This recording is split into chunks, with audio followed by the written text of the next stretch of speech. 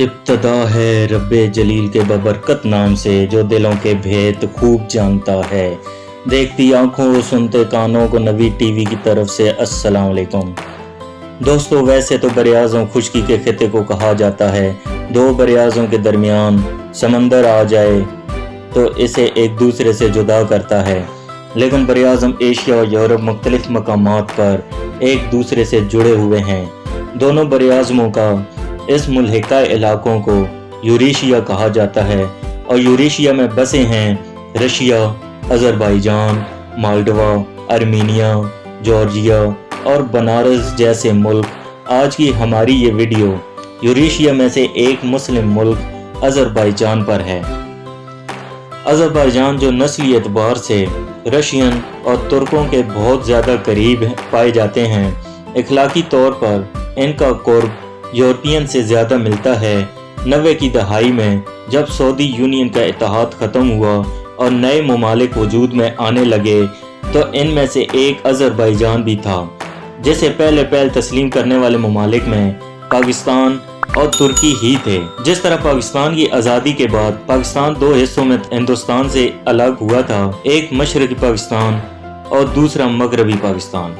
आज अज़रबैजान की हालत भी वैसी ही है। जब 90 और 91 में सऊदी इत्तेहाद से अलहाक ख़त्म होने की बातें चल रही थी, उस वक्त सब कुछ पुरअमन था। जैसे ही अक़वाम मुत्तहिदा ने 2 मार्च 1992 को अज़रबैजान की आज़ादी को तस्लीम कर लिया, तो अज़रबैजान और आर्मीनिया के हालात ख़राब होना शुरू हो गए। आर्मीनिया की फ़ौज ने अज़रबैजान के नागोर्नो कराबाख पे कब्ज़ा करते हुए अज़रबैजान को मशरक़ी पाकिस्तान और मगरबी पाकिस्तान की तर्ज पर 2 हिस्सों में तकसीम कर दिया। इस दौरान दोनों ममालिक के दरमियान जंग हुई।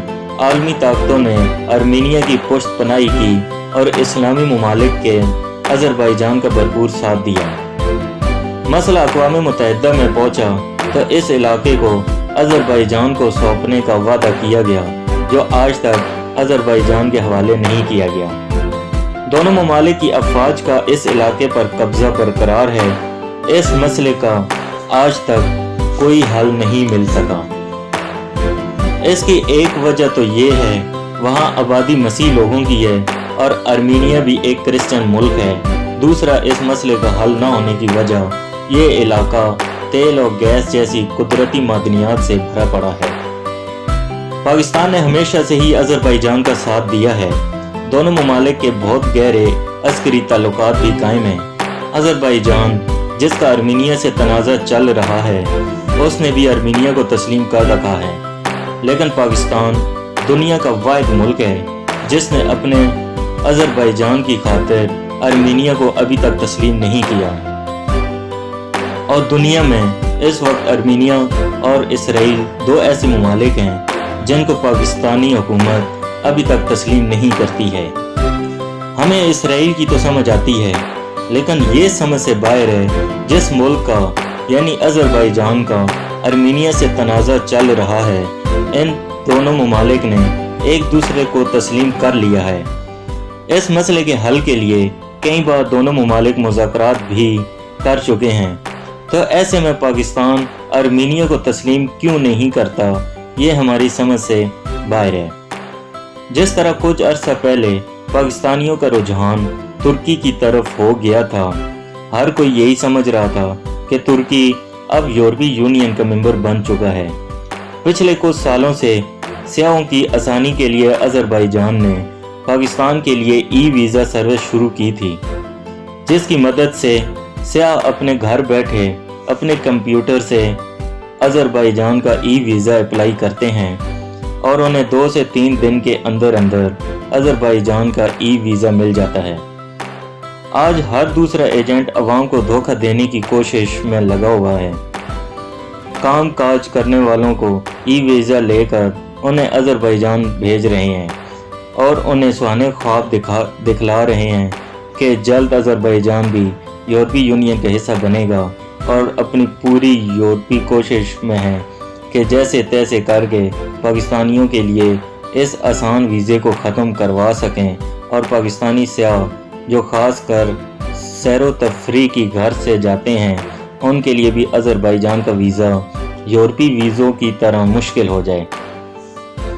दोस्तों, ये तो वो बातें थी जिनके बारे में तकरीबन हर शख्स जानता है।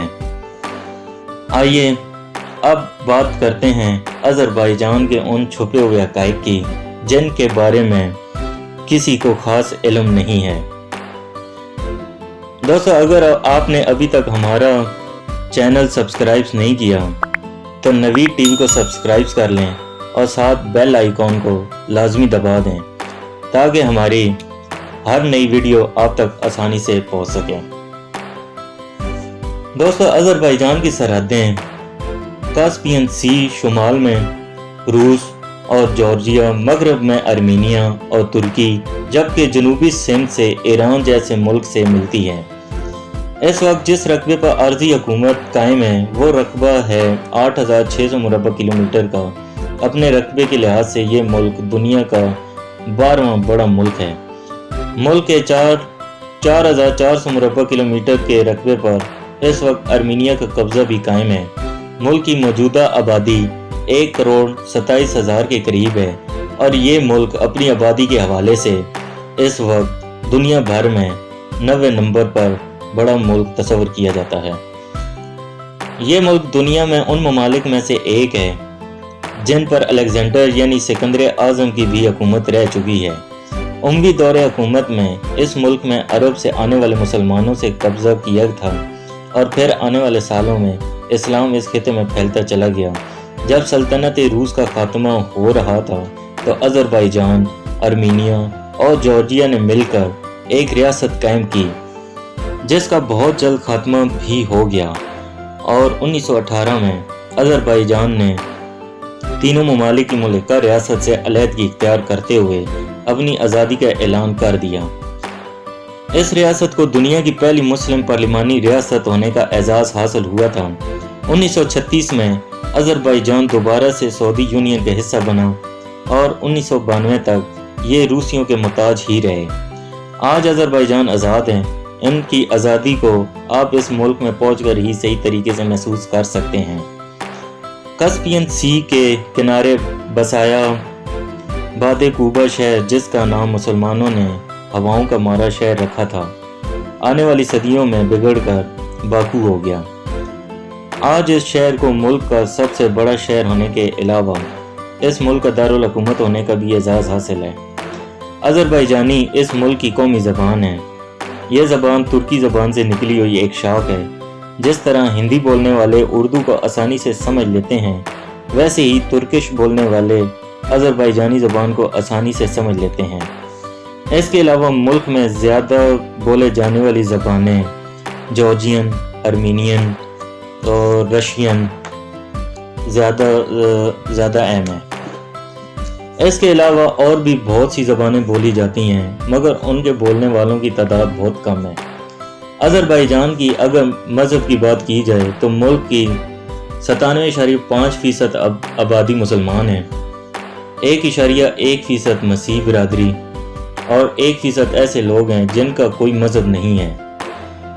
1% दूसरे मज़ाहिब के लोग भी हैं, इस मुल्क में बसते हैं। इन दूसरे मज़ाहिब में यहूदी मज़हब की अक्सरियत ज़्यादा है। इस मुल्क की तरक्की के पीछे इस मुल्क में तालीमी निज़ाम है। इस मुल्क का लिटरेसी रेट 99.5% है। अज़रबैजान की आमदनी में इस वक्त 2/3 तेल और गैस का है। इनके अलावा सोना, चांदी, लोहा, तांबा अहम धातें हैं। अज़रबैजान का 55% रकबा काश्त के काबिल है। सबसे ज़्यादा यहाँ अंगूरों की फार्मिंग इस मुल्क में हो रही है। इस मुल्क के अजायब घर, नेशनल पार्क्स, इस्लामी विरसा और सकाफत जो हज़ारों सालों से इन्होंने संभाल के रखी हुई है। इसके अलावा खूबसूरत पहाड़ों की हाइकिंग सयाहों को इस मुल्क में खींच रही है। बाकू शहर और बाकू के साहिल एशिया का दूसरा बैंकॉक बन रहा है। 2019 में तकरीबन 20 लाख सयाहों ने अज़रबैजान का रुख किया था। .az इस मुल्क का कंट्री डोमेन नेम है और +994 इस मुल्क का कंट्री कोड है। मुल्की करेंसी को मन्नात कहा जाता है।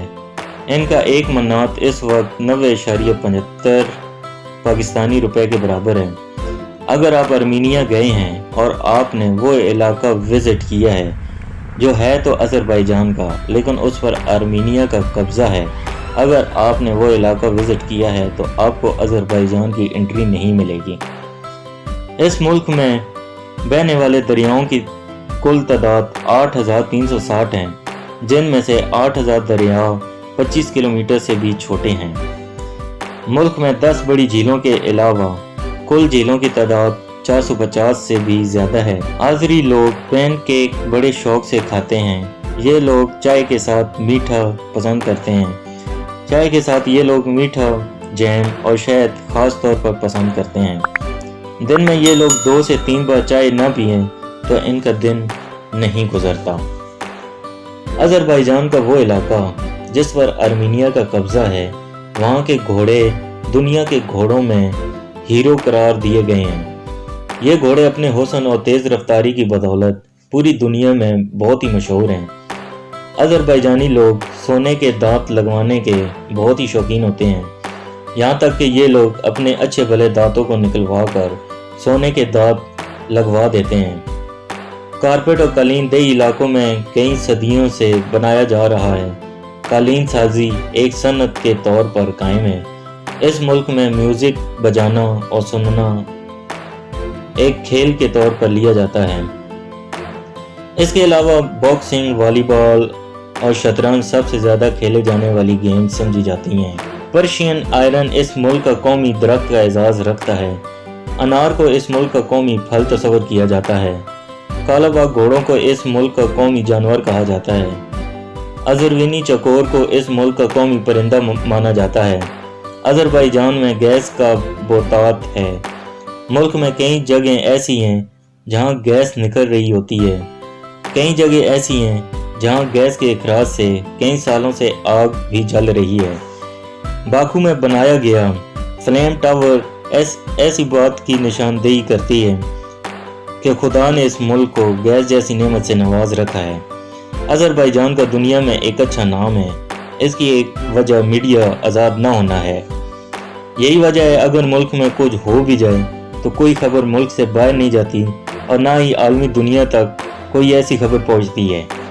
اس ملک کے نام کا مطلب لینڈ آف فائر ہے۔ اس ملک کا یہ نام رکھنے کی ایک وجہ یہ بھی ہے، ہزاروں سال پہلے اس ملک میں گیس کی بوتات کی وجہ سے گرم موسم میں آگ بھڑک اٹھتی تھی تو اس ملک کے لوگ آگ کی پوجا کیا کرتے تھے۔